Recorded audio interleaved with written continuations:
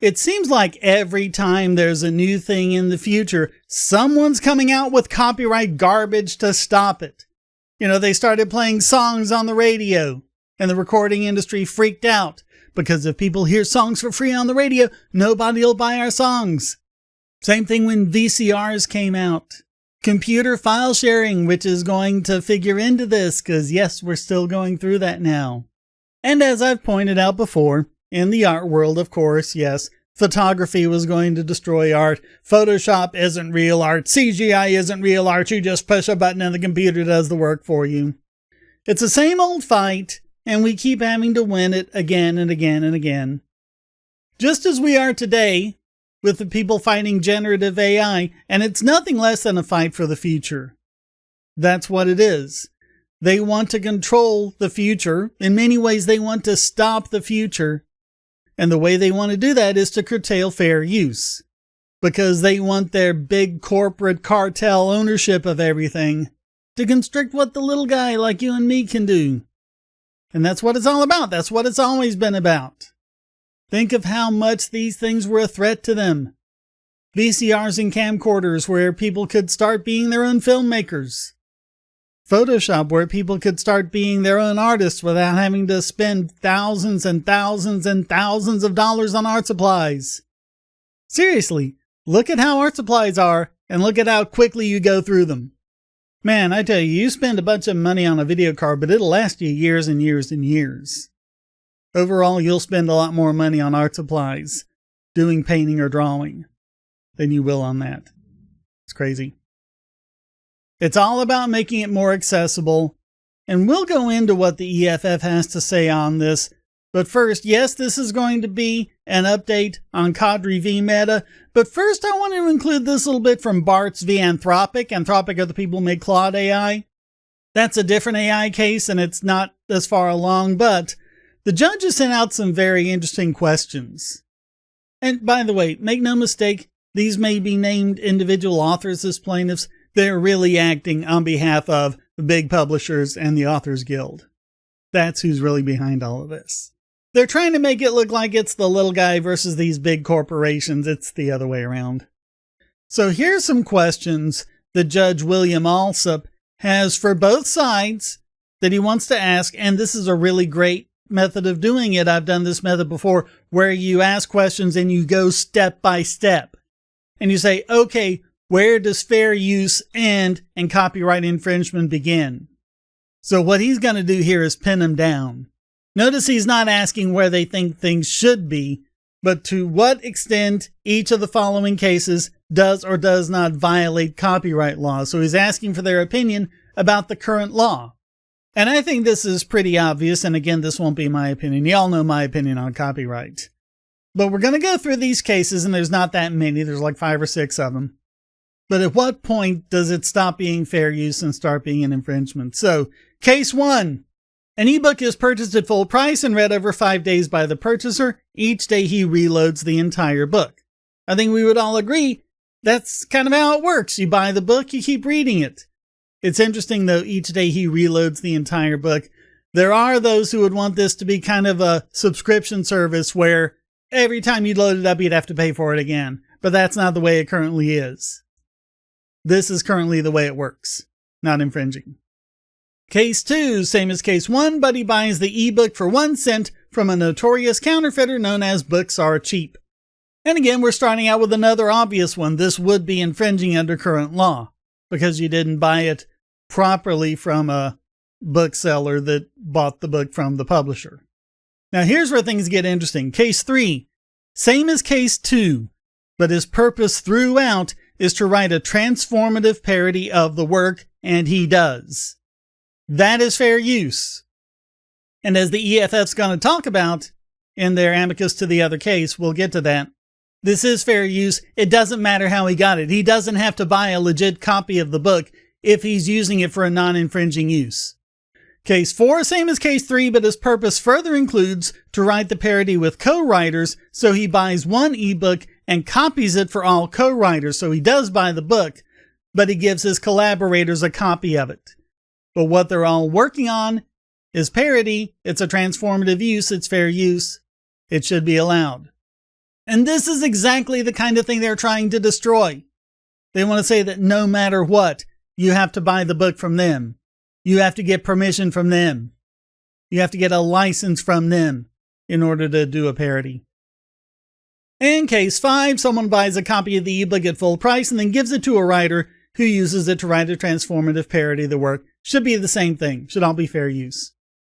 And a variant, for any case relevant or for all at once, briefly explain to what extent it makes any difference for the copyright laws whether the work is purchased as an ebook or instead in print and converted by the purchaser immediately into a digital format before the next step.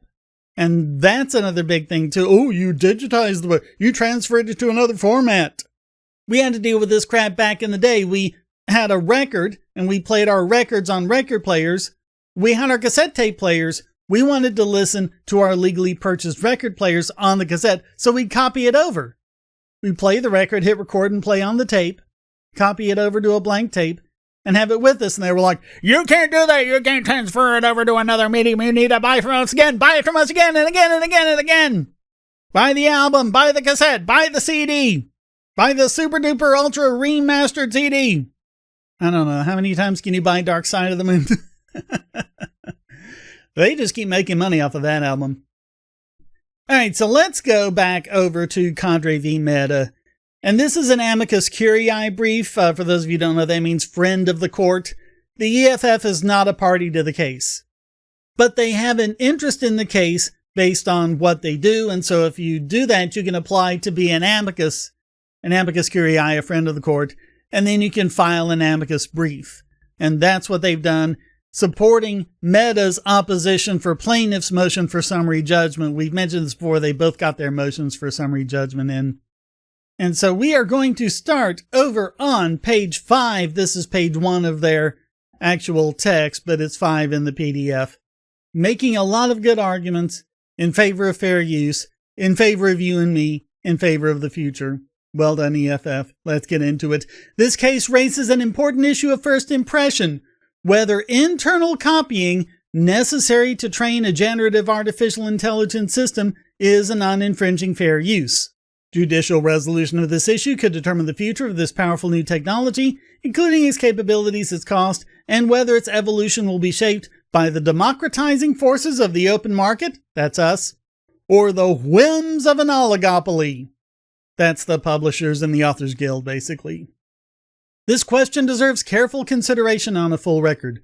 Plaintiff's motion for partial summary judgment seeks to shortcut that careful consideration based on a legally tangential issue, how the defendant acquired the works, and a set of categorical presumptions that the Supreme Court has thoroughly rejected. We've gone over before what the Supreme Court has already said about this.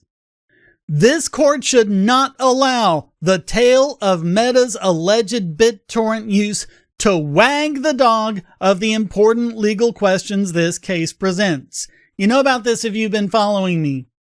Their argument is that fair use doesn't apply because they downloaded the books from BitTorrent. When, as we've said before, it shouldn't matter how you got it. It's how you use it. Fair use, not fair getting. Nor should it accept plaintiff's invitation to let hyperbole about BitTorrent and unmitigated piracy derail the thoughtful and fact-specific fair use analysis the law requires. Yeah, it's just pounding the table. Like we've said, if the law is against you, pound the facts. Facts against you, pound the law. The law and the facts are against you, pound the table. That's what they've been doing, and that's why they've lost most of their motions to date. Alright, bottom of page 7, closely analogous precedent suggests that using copyrighted works to train a generative AI model will be found to be fair use. Like I've said, if that's not transformative, what the hell is? Fair use can apply to the wholesale copying of creative works as an intermediate or necessary step to develop similar technologies. The Ninth Circuit has held that Google's reproduction of copyrighted images as thumbnails in search engine results was highly transformative and thus fair use, despite the fact that they just grabbed all of those thumbnails from a pirate site. We talked about that too. They go into the other cases we mentioned. Fair use also applied to the copying of some 20 million books to create Google Books, a searchable database of books that locates and displays short excerpts of text from those books that contain the user's search terms. The court held that this use had a highly transformative purpose of identifying books of interest to the searcher and was thus fair use, even though Google copied and indefinitely stored the text of entire books. Courts have also held that fair use applies to other uses of copyrighted materials to build products that aid in the creation of new works or enable new insights into existing works. And we talked about Sega. That was the one where computer code was used to create new video games. In vendor high VI paradigms, we haven't talked about that one, but that was the wholesale copying and storage of academic papers to build plagiarism detection software, because that's how you detect plagiarism. You have to be able to do it. These precedents counsel skepticism of plaintiff's summary judgment motion. This court has been circumspect in construing the scope of rights created by a statute that never contemplated such a calculus of interests, by dismissing plaintiff's claims that training Meta's LLM on plaintiff's books makes the model itself and all of its outputs infringing derivatives of every work used in training. They've already lost that. And look online, people are still saying this. Oh, everything you generate with all these models, it's infringing. You're stealing from people. No, they've already lost that. Courts have thrown it out. And again, there are others that aren't as far along, but so far they've been throwing them out too. This seems to be a consensus across everywhere. The same caution requires denying plaintiff's summary judgment motion, lest some rights holder interests unduly interfere with, not further, copyright's basic creativity objectives. Remember, the purpose of copyright is not to enrich artists, not to reward them for their hard work, but to promote the progress of science and useful arts. That's the point. A fundamental premise of plaintiff's motion is the idea that there are categories of acts that are always infringing as a matter of law. Not so. Fair use requires courts to examine 4 statutory factors and weigh them together in light of the purposes of copyright.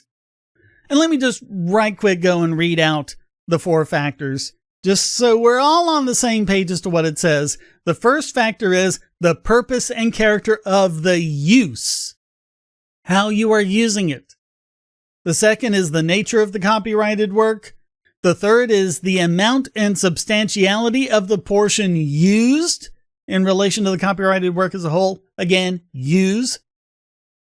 And number 4, the effect of the use on the potential market for or value of the copyrighted work. It keeps saying use. It's all about how you use it. And as long as you're using it for a fair use, nothing else matters. Plaintiffs claim that there exists a discrete set of infringing acts for which courts have held fair use cannot apply as a matter of law.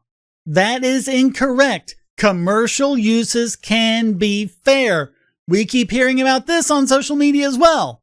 They keep saying, no matter what, no, you're using it for commercial. Only non-commercial. Fair use is only non-commercial. No, that's not true. Stop saying that. You look dumb. Valuable, uncompensated uses can be fair. Copying thousands of books can be fair. Again, going to Google Books and HathiTrust. Even making complete copies of entire works and making them available for unrestricted download over the internet can be fair use. And that's a couple of different cases they have there. No court has held that peer-to-peer file sharing is categorically exempt from the 4-factor fair use analysis, nor could it in light of the Supreme Court's repeated admonitions that fair use is a fact-sensitive inquiry.